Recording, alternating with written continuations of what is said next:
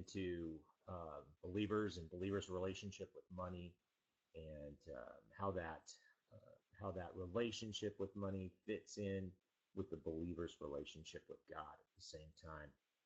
You know, the Bible has over 200 verses on faith and over 200 verses on grace. It also has 2,000 plus verses on money, finances, and possessions. So it seems pretty obvious to me that it was pretty important to God. It was pretty important to the Christ. As the Christ taught many, many times about riches and about the effectiveness of riches on the soul of man. I wonder if that means that God might think it's a problem. I wonder if God might think that his creation, mankind, may have an issue with possessions and with money. I mean, how important are our possessions? What's with this race that's taking place for mankind to have more and more and more? How important is our preparation for life after work? How much should we be saving, stacking away? I think it's important to be prepared, of course, and I think it's important to plan for the future. But how much is too much? When do we go too far? I'm always fascinated by stories about vehicles and people finding cars and finding these gems that have been stored away or stashed away for long periods of time. And there's, I don't know if this is an urban legend or if it's a reality, but there's this common story of somebody answering an ad in the classifieds. Maybe it's an advertisement for a 1963 Chevy. And not knowing at all what it is, but 1963 Chevy, $2,300. And calling, yeah, it's my husband's car. He's had it stored for some time now, and passed quite a few years ago, and it's time to clean out the barn and get rid of some things, and so I'm getting rid of this car. Well, do you mind if I come and take a look at it? Well, of course not. Come and take a look at it. And so they head out to the barn, and an older lady, she uncovers the car, and here in pristine condition, absolutely beautiful, beautiful condition, this 1963 Chevy Corvette, split back window. Everything's there. Chrome is awesome. It's incredible. Opening the doors, getting inside the car, it looks like it's in showroom condition. The speedometer barely has 25,000 miles on it. And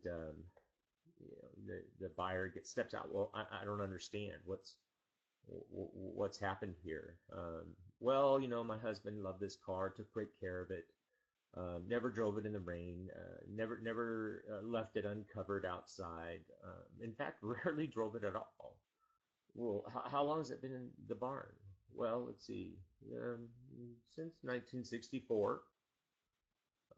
What a waste. What a terrible, terrible thing to do, to have a car like a 63 Chevy Corvette and not use it, not enjoy it, not play with it. Oh, that's so sad. But isn't that kind of what we do when we plan for our future? I know some people that just put away as much as they can. Put it away, put it away, put it away.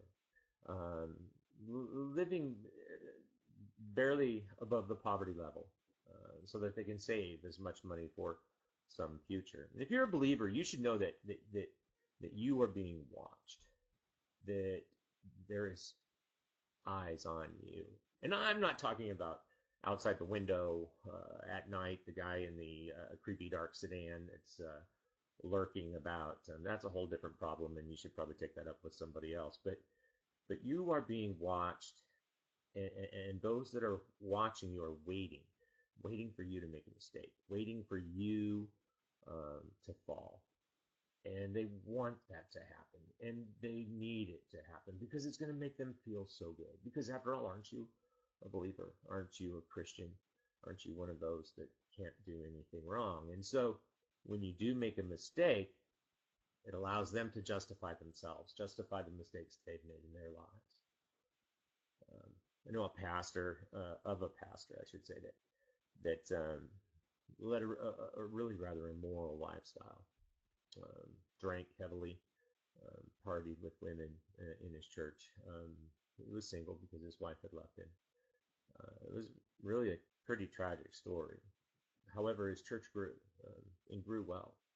Um, Young couples would come to his church and stay. It was amazing, and I myself, as a pastor, was taken aback by the fact that this man's church could grow. And he told me uh, a story, and it made me realize, well, now I understand. He told me a story of being at a wedding that he had done for a couple in his church, and he was marrying them, and they had a party afterward, and there was quite a bit of alcohol available, and he drank quite a bit. In fact, he was very drunk. Yeah, he could not drive home, and so somebody had to be found to drive Pastor home from this party after a wedding. And that's when it dawned on me. People go to his church because they can say, well, at least I'm not as bad as the pastor. Oh, yeah, I drink, but I'm not like the pastor.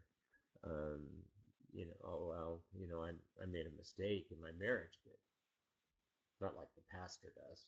So therefore, I should be okay. I mean, if this is a man of God, if this is someone who, God has chosen to lead this church, I got to be okay because I'm not as bad as the pastor. And when I talk about Corvettes, I mean, I like cars, and in that same kind of shift about being watched. I mean, I like cars that go fast. In fact, I have a device in my car that detects when a policeman might be watching, or might have a radar attached to his car, and he's zooming in on my car. And what I found is when that device starts to beep, I start to obey the law very, very well. I go exactly the speed limit, and I make it sure my seatbelt is on. That all is well.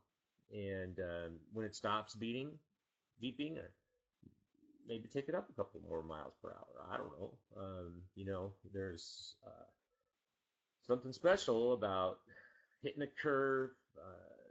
It says suggested speed's 35 miles an hour, and you're already at 62, and you slam into that curve, shift down. Of course, you never hit the brake into a curve. You don't want to do that. You're going to lose your rear end. But you slam shift down, that pulls your center of gravity down. You swing through the curve, shift up, and power out of the curve at 70, 73, 74 miles an hour. Hey, who wouldn't take a 35-mile-an-hour turn at 70? I mean, that's what's fun. I've done it. My wife has been in the car when I've done it. We don't do it again. That wasn't a very good idea.